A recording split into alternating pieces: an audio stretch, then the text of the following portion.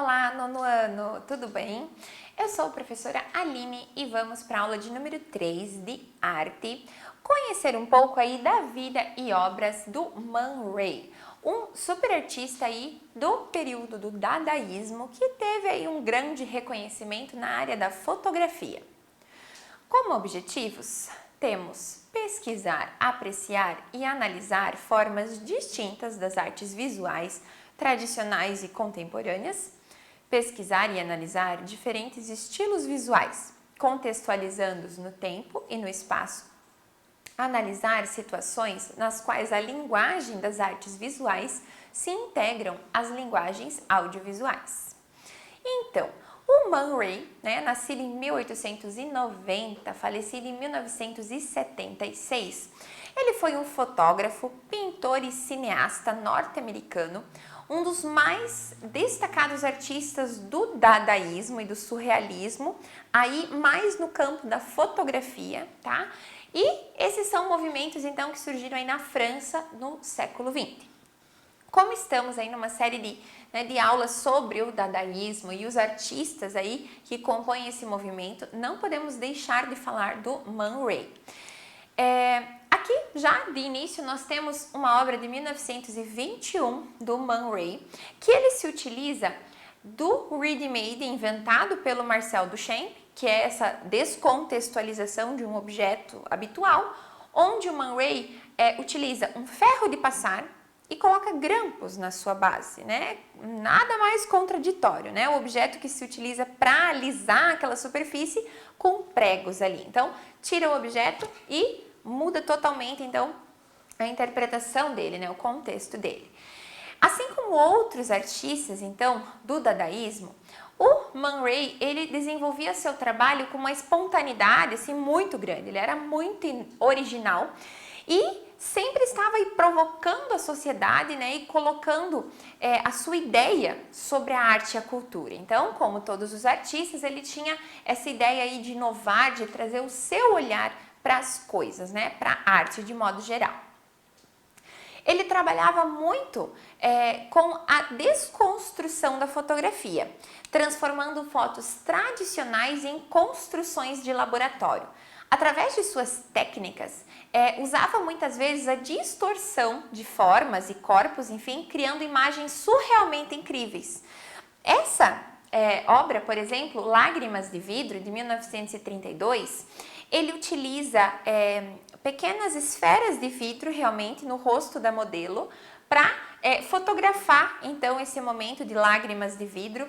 Ele acaba mexendo então com esses cenários e com a própria fotografia em si, para trazer essa novidade, essa coisa assim que acaba até se tornando um pouco irracional.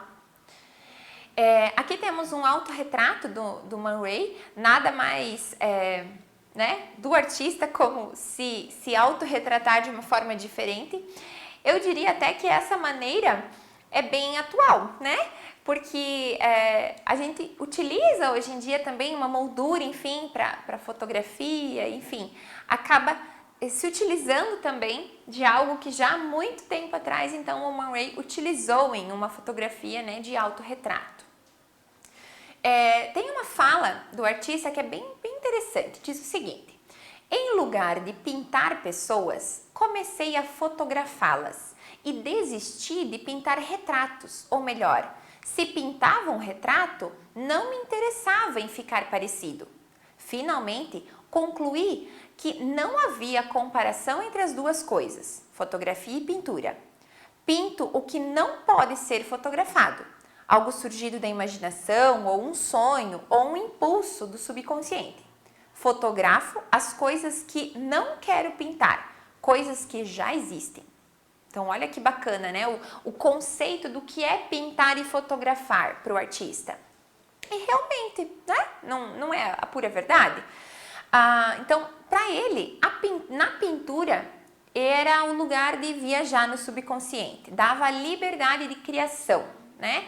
Porque na fotografia ela iria reproduzir então as coisas que já existem, que não precisava pintar. Então, para ele, a pintura não precisava retratar aquilo que já existe, né? Porque a fotografia conseguia fazer isso.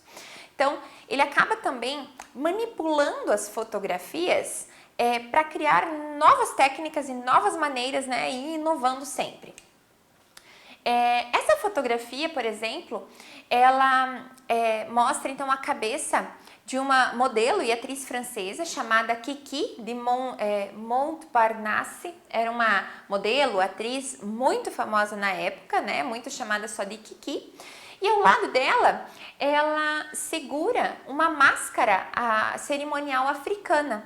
E o título, né, Black and White, acaba fazendo uma referência tanto ao processo, né, em preto e branco da fotografia, quanto às cores, né, dos rostos, né, o contraste do preto e branco, né, da máscara e do rosto da modelo. Então acaba tendo aí né, uma série de interpretações e de significados esse título e essa fotografia aí do Man Ray.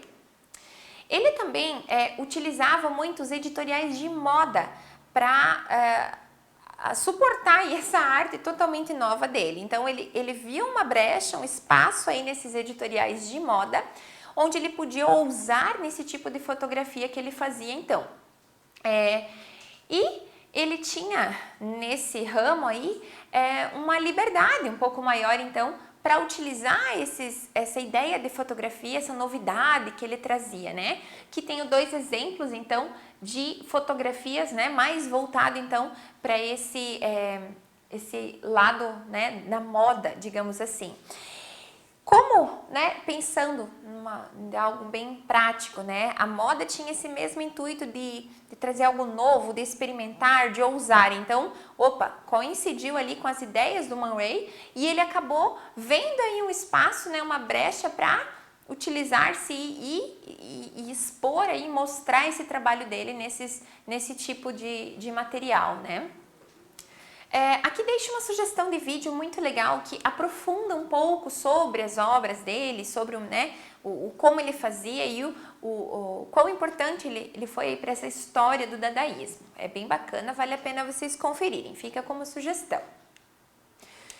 O que são então os fotogramas de Man Ray ou raiografias, também conhecidos? Então, o Man Ray ele acaba criando uma maneira, né, nessas ousadias que ele tinha aí de fazer montagens aí nas fotografias e nos cenários, enfim, que ele acaba criando esses fotogramas e acaba deixando essa criação aí e muitas pessoas acabaram, né, se utilizando disso.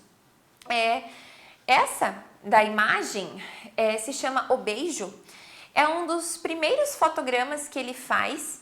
E o que é isso? É um processo onde ele coloca um objeto, ou aqui no caso ele usou o recorte de silhueta, né, de dois rostos e da mão.